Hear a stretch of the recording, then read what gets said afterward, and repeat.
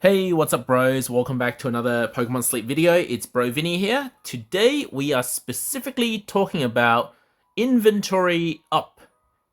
This sub-skill here. Is it actually harmful? Is it just bad, or is it good, or is it harmful to have it in your Pokemon? And we can't talk about inventory up without also talking about the carry limit of the Pokemon, as well as sneaky snacking. Now, to understand this video, it does require that you understand two other things which I will briefly explain to you, but they are covered more in depth in my previous two videos, Sneaky Snacking Explained. And what you gotta understand from this video is that berries are forced to drop when sneaky snacking happens. And sneaky snacking will only happen when the inventory is full. As well as when your inventory is full, your carry limit is reached, you cannot trigger any skills, your main skills. And there's one more basic knowledge that you need to know before understanding this video, is that sneaky snacking only triggers when your inventory is full, and your inventory can be filled by either or both berries and ingredients. So how this works is that at every frequency, your Pokemon will choose to either drop berry or drop ingredients, and how many depends on what kind of specialist they are. So this multiplier here. Now mine says ×2 for both because it's an ingredient specialist. So therefore, it's ×2 on the ingredient, but it also has berry finding S, which makes an additional 1 on that multiplier, +1 on that multiplier for berries. And of course, you should know that this frequency becomes quicker at a higher energy, at a higher efficiency. So when the Pokemon is at 0% energy, then it's only farming at this rate, whereas if it's at 100% efficiency or energy, it'll be farming at 2.2 times the rate. Now, why I say 2.2 times, it used to be believed that at 100% energy, the Pokemon farms at 2.5 times the rate, but is now with more data collection by the members at the Rainan calculator community, that at 100% efficiency, it is 2.2 times the rate of the frequency. And there's one more thing I need to clarify. So there's been a few people who have asked me, how do I get more sneaky snacking? Implying that sneaky snacking is a good thing. Now, without actual context in terms of what type of specialist, what inventory your Pokemon has, and main skill and all of that, it's actually a pointless statistic. Some people like to flex a huge sneaky snacking when they wake up in the morning, but actually it might mean that they have a very small inventory. So a really big sneaky snacking isn't something to flex, unless it's a berry specialist. Alright, so on to the main topic of this video. Is inventory up a good or a bad skill to have? Is it harmful to the Pokemon? Now, while it's not a top tier skill like helping bonus or berry finding S, I would say that for ingredient specialists, it's generally good to have. So take this Ghastly, for example, who is an ingredient specialist, will drop 2 times the ingredients, but only has, at base evolution, a carry limit of 10. So I often find this Ghastly to be sneaky snacking. Or rather, I should say, the Snorlax is sneaky snacking on the berries dropped by this Ghastly. In short, I'll just say this Ghastly is sneaky snacking. So when sneaky snacking happens, because my carry limit has reached, my ingredients cannot drop. This is particularly harmful if you imagine me reaching this level 30, so second ingredient unlock, and imagining my carry limit was still 10, I couldn't possibly get a lot of these mushrooms with such a low carry limit. So generally speaking, every 4 times a berry triggers, 1 times the ingredient will drop. That gets modified with ingredient finder up or ingredient up nature. So then you have more chance for that ingredient to drop. But you can imagine if I had 4 of these berries drop, that's already 8 out of 10 of the carry limit. Then I have 1 of these trigger. This Ghastly would only be holding 2 mushrooms for me, then go straight into the sneaky snacking. So that means only berry dropping after that. So having an inventory up M, which increases inventory by 12, or even better, inventory up L for an ingredient specialist is going to be very helpful. Now, of course, not all ingredient specialists will have berry finding S, so when it's times 1, that's less of a problem. That's why some people say having berry finding S on ingredient specialists may actually be a little bit harmful. But to me, I think berries trump all ingredients and skills in terms of giving Snorlax strength at this stage of the game. So I would still prefer a berry finding S on any Pokemon, no matter the specialty, because getting these berries drop as a favorite berry for the week is going to be quite beneficial. And of course, when we evolve the Pokemon, this Ghastly will then become Haunter and gain +5 on the inventory. But a Haunter at base has a 14 inventory. So in total, when this Ghastly evolves, the 10 will become 19. So the inventory will become 19. And if I get him to inventory up M on this sub-skill, I'll get another additional 12. Is a whopping 31 inventory in total. So if I get it up to this skill and evolve it once. So that would significantly improve the number of mushrooms that it can farm if I'm not collecting every hour. If I were collecting ingredients and berries every hour manually, that would be much less of a problem because it won't reach sneaky snacking. But overnight, that's going to be a huge problem. This low inventory is going to be a huge problem. So having inventory up, especially when we reach these higher level unlocks for ingredients, is going to be quite beneficial. So what about skill specialists? Will inventory be a useful thing for skill specialists to have? Now, I'm going to say that generally, inventory up is not that useful for skill specialists. That's because before you reach higher level unlocks for the ingredients, you're only getting ×1 on the ingredients and generally speaking ×1 on the berry. So unless you've unlocked these higher level ingredient or have berry finding S on the skill specialist, in other words, your inventory is not really going to max out even overnight. Without these ×2, ×2, or ×3, or ×2 extra drops every time the Pokemon collects something, causing the carry limit to be reached, inventory up is actually not that useful. The reason why it would be useful if carry limit was reached is because when the inventory is full, the Pokemon doesn't trigger any main skills. So some people were a little bit confused about what I said here last time. I'm just going to clarify it one more time. So it's not that when you have full inventory, it cannot trigger a main skill. It can if it was banked from a time where the inventory wasn't full. So if it was farming when the inventory wasn't full, it could have triggered a main skill, banked it, and then reached full inventory, waiting for you to collect. But while it is at full inventory, and if it hadn't already triggered a main skill, it will not trigger a main skill. And if a skill specialist isn't triggering main skill, then it's not doing its job. So for skill specialists, unless you have berry finding S, or like unlock these ×2 ingredients, or maybe ×3 or more, inventory up is not great. It's not harmful, but it's not great. Considering that you could have other main skills like skill trigger M, or skill trigger S, or helping speed, or skill level up, all of these other skills that you could have, inventory up is not the one that you want for a skill specialist, unlike ingredient specialists. And now, the reason why I've left berry specialists to the end is that it's a little bit more trickier to understand. It can sometimes be harmful to have a large inventory for berry specialists. And I briefly mentioned this in yesterday's video, where I proved that when a Pokemon reaches sneaky snacking, meaning full inventory, only berries can drop. So it's not a 4-to-1 choice anymore. It's actually 100% choice for berry drops.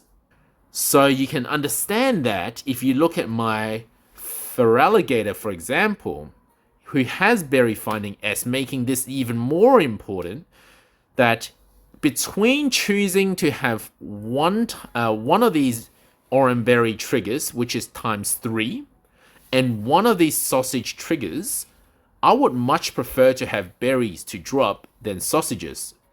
So which means that in Feraligatr's case, having the lowest possible inventory, let's hypothetically say it has 0 inventory, meaning that it will always only drop orange berry, a good thing.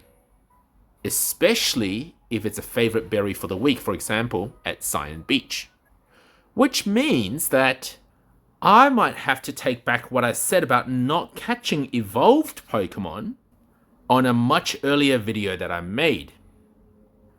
Because one of the reasons why I said not to catch evolved Pokemon is because by evolving your Pokemon, the process of evolving, you get a larger inventory. Which, generally speaking, would have been a good thing. Thankfully, I don't have to take it back. I don't have to cancel this video. And that's because if this Feraligatr truly had a 0 inventory, it can never trigger Charge Strength S, its own main skill. Because it will always be at carry limit. It will always be at the max inventory. So, with this drawback in mind, that having low inventory means less chance to trigger a main skill, you can consider that there are still benefits for having a reasonable or large inventory. So it's not harmful, it's just not that useful for berry specialists. And one more thing is if we actually look at the ingredients once we reach a high enough level and unlock the third ingredient, it does then become ×3. So between ×3 and ×3, the preference of berry over ingredients is no longer as big a deal. So in other words, having a low inventory to force that sneaky snacking is really a more significant thing when you are only comparing the first ingredient unlock with berries in a berry specialist. Because we only get one ingredient drop every trigger. Now, as a side note here, some people have asked how this is determined when they unlock sort of level 30 or level 60 ingredients. How do we, do we get this one or do we get this one? So it is randomly chosen. I don't think it's a 1-to-1 odds when you unlock the level 30, but that I'm not 100% sure on that, but your Pokemon will choose either to drop 2 oils in this case or 1 sausage. It will choose one or the other every time a trigger happens for ingredients. And don't forget that there is still one more factor to consider, is that by evolving a Pokemon, you also get one main skill level up. So this here goes up, which means your main skill becomes more powerful, which would save you a main skill seed in growing this Pokemon. So there is one situation where I might say catch the evolved Pokemon, and that would be the case of Walrein. And the main reason being that it just costs a lot of candies to get Walrein to evolve. Since it costs so much, if you had a chance to catch it fully evolved, and originally we will understand the main downside is having a smaller carry limit. But now we know carry limit doesn't affect berry specialists that much. In fact, sometimes it's beneficial. And since Walrein is a berry specialist, catching it at its final stage evolution, forcing it to have a lower carry limit, means more berry farming for you. Of course, again, you gotta understand the drawback is your main skill level is lower than if you were to evolve from Sphere. So this would not be +6 ingredients when it triggers. If you had evolved the Sphere, it would be +11 ingredients per trigger, which I'd say is a bit better than 6 ingredients, unless you drop 2 main skill seeds on this Walrein. But I will say that catching a Pokemon fully evolved means it'll cost you more biscuits in the morning, and you'll have less chances to roll for a good sub-skill set for the fully evolved because it'll cost so much and they're rarer to come by that it may still not be worth it. For example, I might not have got this Feraligatr if I hadn't rolled for like 5 or 6 different Totodiles first. The fact that I got a Berry Finding S, I got really lucky within the first few Totodiles, but if it was Feraligatr that I was catching the whole time, I'd probably still be on my first one and not have a very good set of sub-skills and nature. Now, if I've confused you too much in this video, I have written a post that explains this in different situations. So for example, if you have a berry specialist that is generally slow but have a large inventory, is it okay? If you have a Pokemon that is fast but has a small inventory, is that okay? So that was the case for Walrein or other fast Pokemon that have small inventory, where we talked about forcing that sneaky snacking to happen, which means only berry drops, and it can actually be a good thing. Then I also covered ingredient specialists. You know, if it's a slow Pokemon with large inventory, you might actually see, so I wrote here, you might actually see 0 sneaky snacking, but that's okay. It's only not showing sneaky snacking because you've got a really large inventory, so you know you'll get your drops when you collect it in the morning. Whereas a fast ingredient specialist with a small inventory is really bad because it's not doing its job. It's only dropping that ×1 berry for you once it reaches sneaky snacking. And the ideal situation would be you have a fast Pokemon, meaning they will farm more ingredients, but still keeping to a large inventory, and you'll see some sneaky snacking, and that's a good thing. You've already reached your inventory limit anyway, so there's really not much more you can do if you've got a large inventory anyway. But when you do manually collect in the morning, you will get all of your ingredients in that large inventory. Then I also covered dual specialists, so what these are, and I kind of just named this myself. So it's not an official term. It's basically any ingredient specialist that has Berry Finding S. So the Ghastly that I showed you earlier would be a dual specialist because of this, since it is both ×2 and ×2 on the first ingredient and the berry. But what's going to be interesting is that once this Pokemon reaches level 30, it's no longer a dual specialist anymore. It is an ingredient focused dual specialist because it gets ×4 on that mushroom. It just gets more ingredients or better ingredients. And furthermore, you could even argue that Feraligatr ×3 and ×3 at the level 60 ingredient is almost a dual specialist because it's 3 drops competing for 3 drops. So dual specialist to me is a relative term and can change on the Pokemon once it reaches certain stages. Regardless, it's generally going to, so dual specialists will generally benefit from large inventory because they are going to get more ingredients. Does it beat having Berry Finding S or like Helping Speed or Helping Bonus? That's probably situational and maybe not, but they're certainly not harmed by having a large or small inventory because it's going to be a ×2 drop no matter what.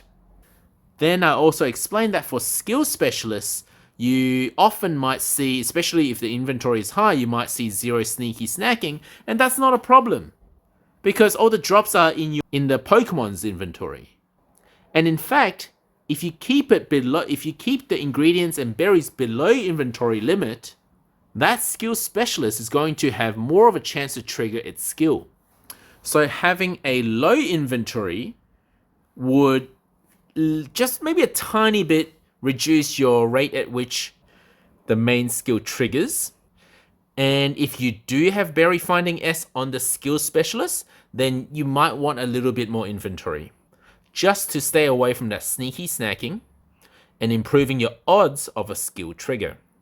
So in summary, inventory up is fine for it's good for ingredient specialists. It's fine for skill specialists, especially if they have Berry Finding S. It just keeps the skill triggers up and also make sure that you still get some ingredients, but it could be detrimental to berry specialists, which is what I wrote here.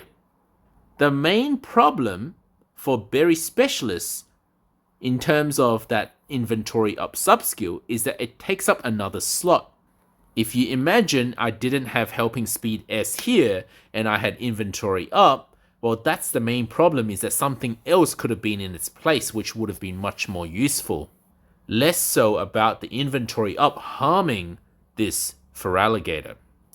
Alright, I know that was a long video and I kept repeating myself, but hopefully you guys learned something from this video, and if it did, please leave a like and subscribe to my channel, and I'll see you in the next video.